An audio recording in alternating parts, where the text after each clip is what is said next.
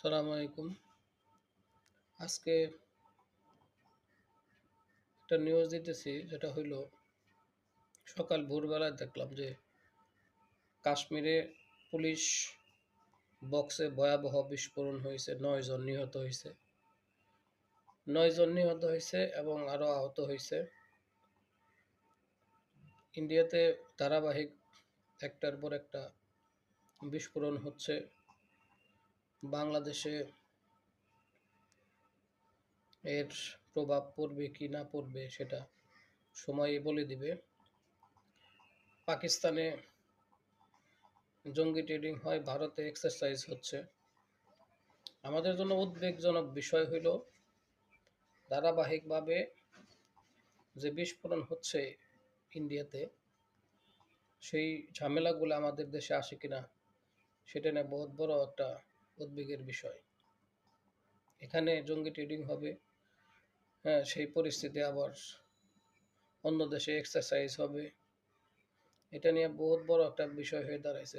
বড় ধরনের একটা প্রবলেম সামনে আসতেছে। সবাই সতর্ক থাকেন। দেশের অবস্থা খুবই খারাপের দিকে যাচ্ছে।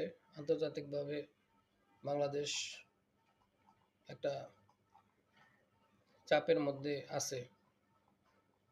এরা তো আসলে দেশ পরিচালনা করতে আসে নাই, আসছে হলো আমাদেরকে বিপদে ফেলাইতে, সাধারণ মানুষকে বিপদে ফেলাইতে। আপনারা যেভাবে 13 তারিখে